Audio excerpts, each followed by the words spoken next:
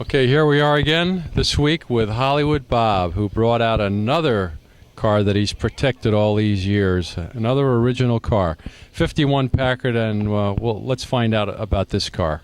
Bob, how did you get this one now? Well, a mutual friend told me that an old-timer was going to part with some of his collection, and he said, would you be interested in a particular car? It's a Packard. And I said, well, what year is it? And he said 51. And I said, that's a big car. I really don't think I would be. And I said, but do you know what model it is? And he said, no. He says, but I'll find out and call you back. So in the meantime, I have a Packard book, and I'm going through it, and I'm thinking, gee, here's one that's 400. I know it won't be that car. And so he calls me back. He said, it's a Packard 400 Patrician. I said, I'll be right down to look at it. And I came down, and I fell in love with it. It was just gorgeous, original car. And he had to get room for his son's business, and they were putting computers in the building where he had his cars. And so he had to part with a few of them. And luckily, I got this one before it went somewhere else. So. But it's been a great car. It's worked in the movies. It's done a lot of stuff, weddings. It's just fantastic in a wedding. In this car, the people will come out of the church and they'll go to the car instead of the bride and groom, you know. It gets embarrassing sometimes. Now, this car was in Mad Men for the first 2 seasons, right? 2 or 3 seasons. It's been in Mad Men. It's been in that a movie with Jim Carrey called The Majestic. It's worked in a lot of stuff. They've used it. They did some movie where it's supposed to be in Russia, and they tried to make it look like a Russian Packard and whatnot. All these different things. So. Yeah, and what's interesting is this is the pinnacle car for Packard. It was body was designed by Briz. It was their first entry into more of a streamlined car to enter into the whole 50s genre. And it was really probably the end for Packard. By 1956, they were finished due to a lot of things, the Korean War, the merger with Studebaker. But this has a few unique items on it that aren't on any of the Packards after this, such as the hood cormorant. Now, Bob, you know about the hood cormorant on this. Yes, yeah, the one with the wings you're talking about? Yeah, the 52, they made it the wings more streamlined. You couldn't see the... Because of safety reasons, because the points on this are just like a razor blade. And I'm telling you, if they hit some passenger or a pedestrian or whatever, it'd be trouble. But anyhow, that's one of the things that they had in this brand new body in 51. And Packard's idea was to make this car so great that they could compete in the business again with Chrysler and on the Imperial and Lincoln on their Continentals and stuff.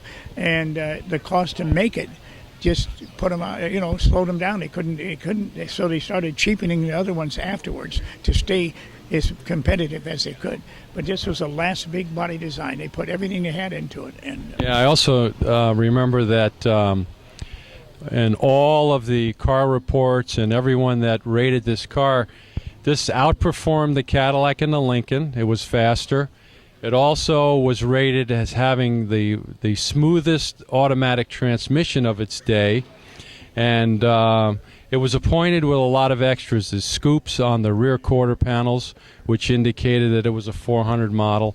And they also had, what's interesting is the chrome steering column, which I always liked. On the steering mask, in the old days, that was a mark of elegance for any expensive car had that. I don't care what it was, Rolls Royce, I don't care what it was. That meant that car was the top of the line and that very expensive car. Just that way they did it. And the 400 had that.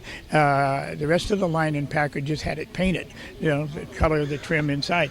It's got that, and then some of the things like the door handles on the inside are really ornate. They just went all out. And the rear wind wings. And it has the rear vent glasses and for the rear doors, and it's just a lot of things that they changed later. But trying to stay in business. And also, didn't the 400 have a little different front grille than the other? The 400 has the trim is different through here. The outside piece is about the same. But you also want to bear in mind that Packard in 51, for example, had a new body, which is this is one of them, and they had a 200 series, a 300 series, and then this 400. Well, the 200 was called a Clipper and whatnot, and they were Packard, but not in the true sense of the word like this one was. And I think after 51, they dropped the numbered series and only called them Patricians after that, right? That's correct. And then later in years, Packard went to their own V8, and they didn't have this engine anymore. Well, what's interesting is this Flathead 8 was a 327 cubic inch, which I find a little humorous because Chevrolet took off in the 60s with a 327 and made a lot of different power plants and horsepower ratings with theirs. Now this one has, I think, about 150 horse, right? Yes, right on there, yes. And it also has 9 main bearings. Now that's a big engine.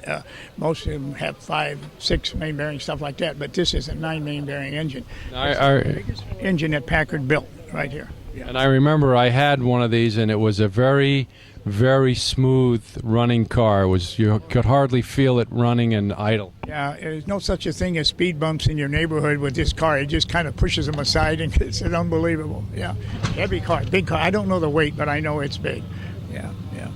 But also, what I like too is the hubcaps. The hexagon center of the hubcaps has an interesting story behind it.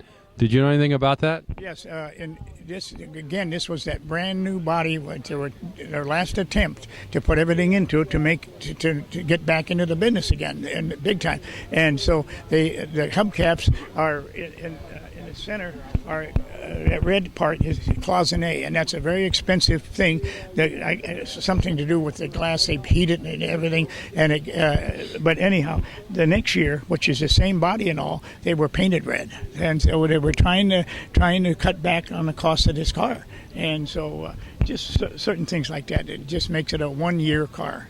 But I think the story behind the red itself was the fact that when they worked on these cars and the mechanics would repack the bearings, they would mark it with red paint in order to remember that the car was done or something like that, wasn't it? Yeah, I'm not sure about that one, but you know more about that than I do, right? Yeah, I always found that fascinating that by accident it ended up as a mainstay for their insignia.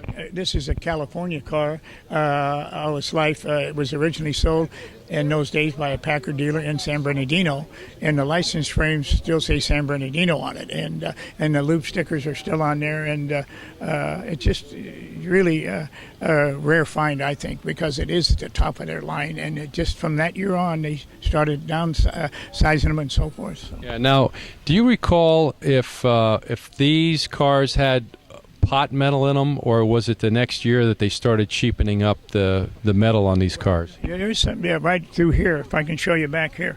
Let's see here. This is pot metal right here. Mm-hmm. Right here, that is. The parts in here are.